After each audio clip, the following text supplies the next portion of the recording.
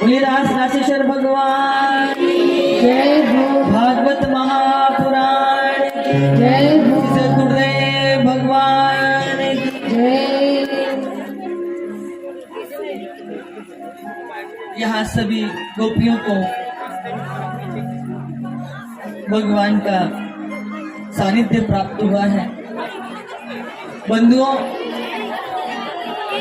ये जो रास की लीला है ये बड़ी दिव्य लीला है, अंतःकरण को पवित्र करने वाली लीला है। जीव का ईश्वर से मिलन हो, ये ऐसी लीला है। इसे रास की लीला साधारण लीला नहीं, बल्कि काम पर विजय प्राप्त करने की लीला है। बंधुओं, बहुत बार हम हास उपहास में कहते हैं, रासलीला का मजाक उड़ाते हैं, और कोई संसार का व्यक्ति, साधारण जीव जब किसी कार्य में गलत काम में लगा होता है तो हम बहुत सहज रूप से कहते हैं, देखो कैसे रासलीला रच रही है। और ये याद रखना, ये जो रास की लीला में जो ठाकुर जी ने सबके जीवन के कलमश को दूर किया है। आप देखिए कि जितनी गोपियां थी मेरे प्रभु ने उतने रूपों को धारण किया था। बहुत ध्यान से सुनिएगा रास के विषय में। जितनी गोपियां थी उतने रूपों को धारण किया था। क्या हम एक से दूसरा रूप बना सकते हैं क्या? रच सकते हैं क्या? आप देखिए, ये जो कन्हैया ये कौन है? ये ईश्वर है, और हम सब कौन है? जीव हैं। आप देखिए, कन्हैया जब 7 वर्ष के थे तो गोवर्धन जी को उठा लिया था कंठ की उंगली के नख पर। कितना विशाल रूप है गोवर्धन जी महाराज का। आप जरा 7 किलो के पत्थर को नख को उठा करके देख लीजिए। कालकूट विष को धारण कर लिया था। जरा 1 आध तोला जहर को धारण करके बता दीजिए। रास की लीला तो बहुत दूर की लीला है बंधुओं, बहुत दूर की लीला है। भगवान जो कर सकते हैं हम वो नहीं कर सकते, इसलिए प्रभु ने जो कहा है वो जीवन में धारण कीजिए। ईश्वर अंश जीव अविनाशी, हम भगवान के अंश हैं, इसलिए प्रभु ने जो किया है वो हम नहीं कर सकते।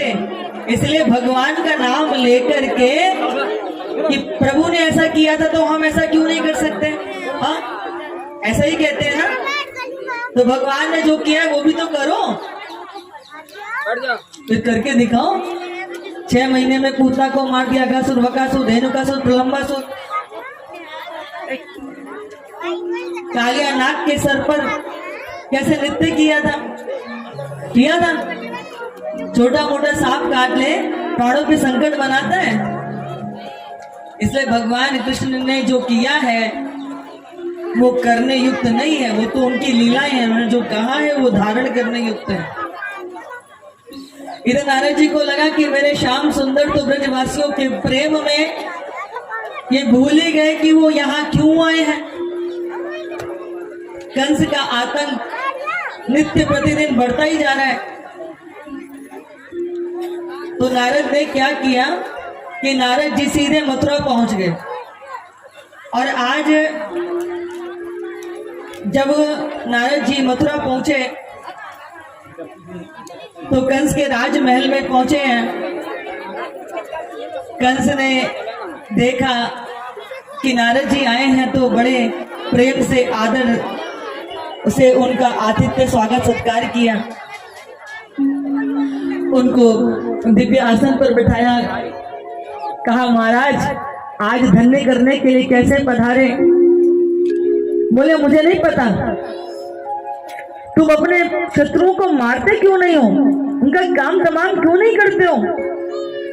कंस ने कहा कि क्या करूं, जितने भी असुरों को भेजता हूं, दैत्यों को भेजता हूं, सबको वह मार मार करके भेज देता है।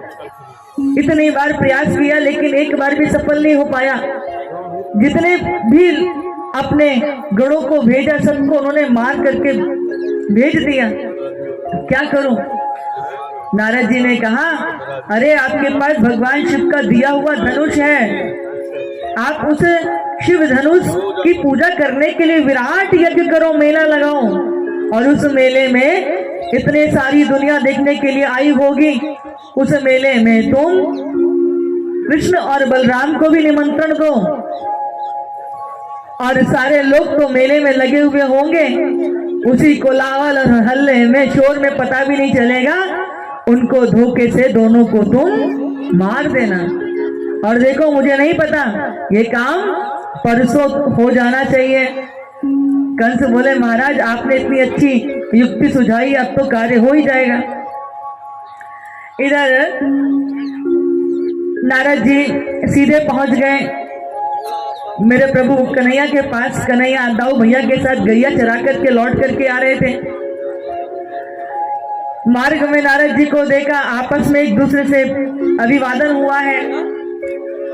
बोले, प्रभु आप तो इन लीला के अंदर यही भूल गए कि कंस को मारने के लिए आप आए। धरती पर उसका पाप बढ़ रहा है, सारी प्रजा उसके आतंक से दुखी है, और अब प्रभु बहुत हो गया, अब ये कार्य परसों हो जाना चाहिए। श्याम सुंदर मुस्कुराने लगे, बोले उधर भी परसों का समय निश्चित कराए और हमसे भी आके परसों का। नारद जी बोले, प्रभु आप सब जानते हैं, मैं जो भी कुछ करता हूँ वो सबके भले के लिए। सभी दर्शकों को मेरा प्यार भरा नमस्कार। आप ये चैनल देखते रहें, हमारे भैया को सपोर्ट करें, इस चैनल को सपोर्ट करें। आप सभी के साथ मेरी शुभकामनाएं।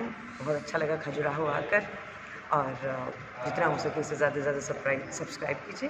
करता हूँ आपकी मति के अनुसार, आपकी कृपा के अनुसार। अब प्रभु ये कार्य परसों हो जाना चाहिए। विनती करके नारद जी चले गए। अब बंधुओं, ये कार्य हो कैसे?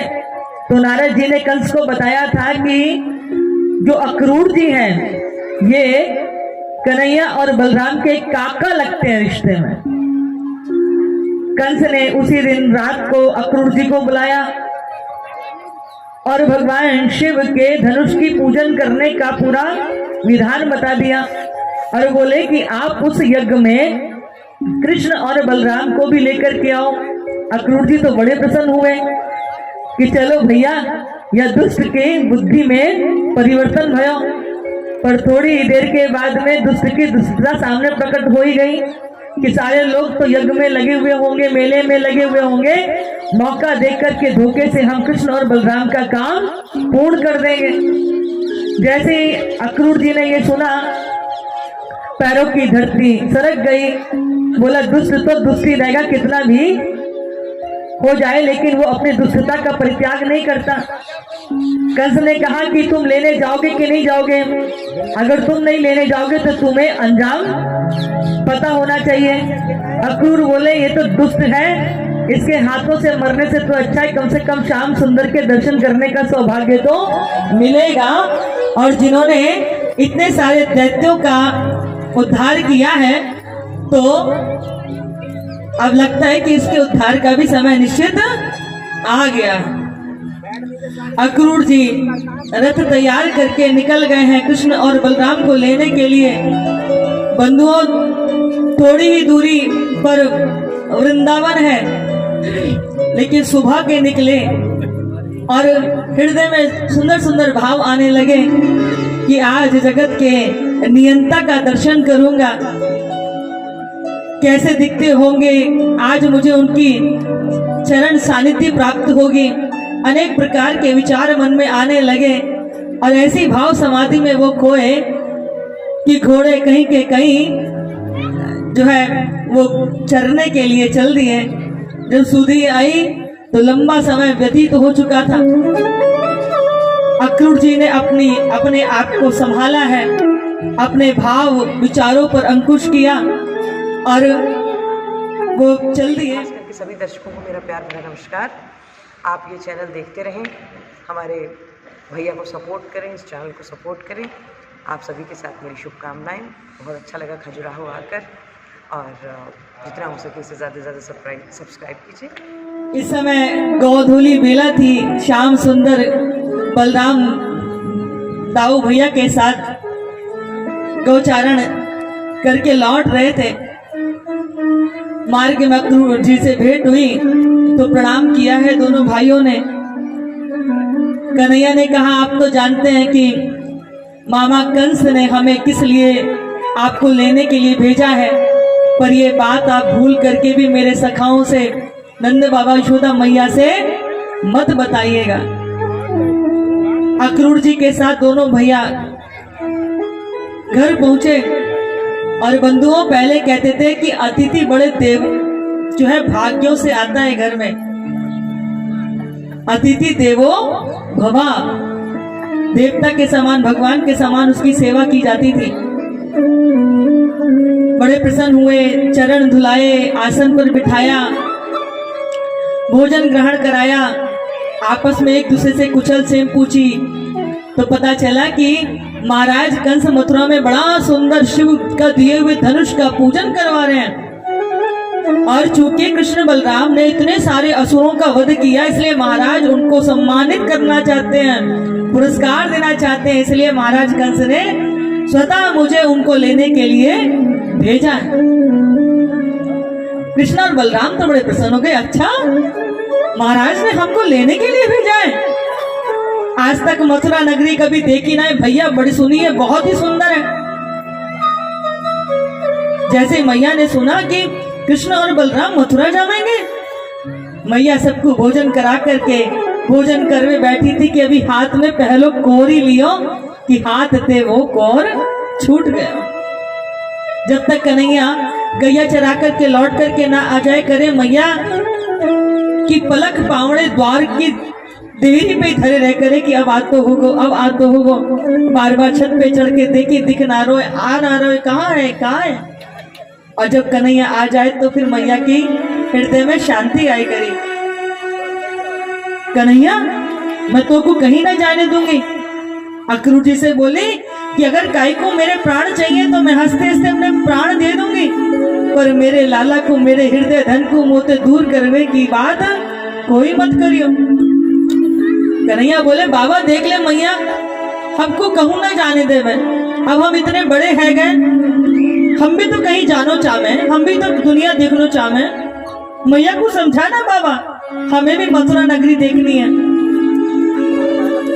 बंधुओं रात्रि हुई, सब अपने अपने जगह शयन करने के लिए चले गए हैं। श्याम सुंदर की आंखें खुली तो शैया पर मैया नहीं है। कन्हैया उठे, मैया मैया मैया तू कहाँ है? और मैया आंगन के खंबा पे सर लगा करके रोवे लग रही। कन्हैया बोले, मैया तू रो रही है? मैया बोली, लाला तू मथुरा जावे की बात करे, तने एक बार भी विचार न करो कि तेरी मैया कैसे रहेगी। कन्हैया बोले, मैया तो मैं कौन सा हमेशा के लिए जा रहा हूँ, परसों की तो बात है, लौट के आ जाऊंगा, और यदि देख तू रोवेगी ना तो फिर मैं नहीं जा रहा हूँ।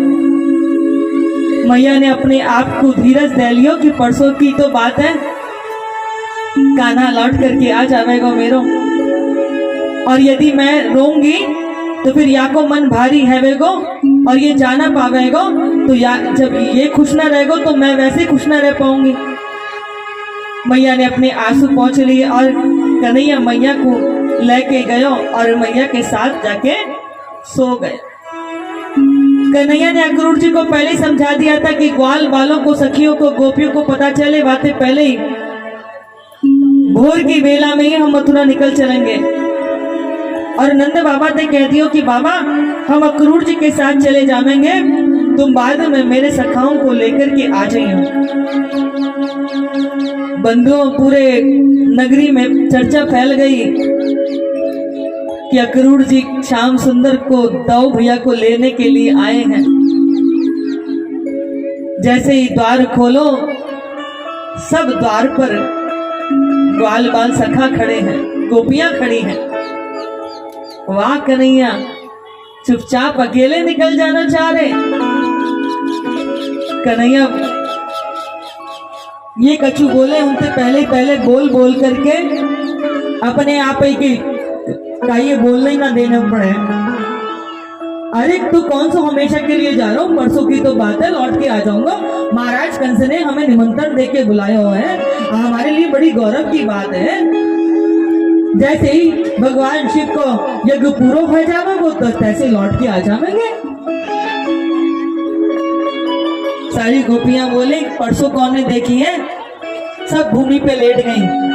कन्हैया अगर तुम्हें मथुरा जाना है तो तुम्हारा यह रथ हमारे ऊपर से निकल के जावेगो। राधा जी सम्मुख खड़ी हैं।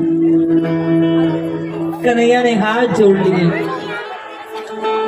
हाथ जोड़ के कहने लगे कि देखो जितना प्यार मोको तुम सबन पे प्राप्त भयो है ना, मैं एक का अनंत जन्म भी ले लूं तब भी तुम सबके प्रेम को यह ऋण मैं नाए उतार सकूं। खास करके सभी दर्शकों को मेरा प्यार भरा नमस्कार। आप ये चैनल देखते रहें, हमारे भैया को सपोर्ट करें, इस चैनल को सपोर्ट करें। आप सभी के साथ मेरी शुभकामनाएं। बहुत अच्छा लगा खजुराहो आकर, और जितना हो सके इससे ज़्यादा से ज़्यादा सब्सक्राइब कीजिए। राधा जी के सम्मुख हाथ जोड़ के खड़े हो गए कि आप तो सब जानती हैं, अभी आगे बहुत सारी लीलाएं शेष हैं। यदि मैं नहीं गया तो फिर वो सारी लीलाएं अधूरी रह जाएंगी। राधा जी प्रभु के इशारे को समझ गई। राधा जी ने अपने चरण पीछे कर लिए हैं, और जैसे ही राधा जी ने अपने चरण पीछे किए तो सारी गोपियों ने भी मार्ग दे दिया कि श्याम सुंदर, यदि तुम्हें हमसे दूर रहने में सुख प्राप्त होता है तो हम भी तुम्हारे मार्ग में बाधक नहीं बनेंगे। कन्हैया अक्रूर जी के साथ रथ में बैठ करके चल दिए। बंधुओं, सबके मन में आशा है कि शायद मन में दया आ जाए और कन्हैया ना जाए। जब तक रथ दिखाई देता है मन में धीरज रहता है, जब तक उस रथ की ध्वजा दिखाई देती है तब तक भी धीरज रहता है कि शायद अभी भी लौट आएंगे। रथ से उड़ने वाली धूल दिखाई देती है तो भी धीरज रहता है। लेकिन जब धूल भी दिखना बंद हो गया तो सारी गोपियां भूमि पर पछाड़ खा के गिर पड़ी कि श्याम सुंदर तुम्हें तनिक भी हम पे दया ना आई। लेकिन हृदय में अभी भी कहीं धीरज है कि परसों लौट आएंगे। खास करके सभी दर्शकों को मेरा प्यार भरा नमस्कार। आप ये चैनल देखते रहें, हमारे भैया को सपोर्ट करें, इस चैनल को सपोर्ट करें। आप सभी के साथ मेरी शुभकामनाएं। बहुत अच्छा लगा खजुराहो आकर, और जितना हो सके इससे ज़्यादा से ज़्यादा सब्सक्राइब कीजिए।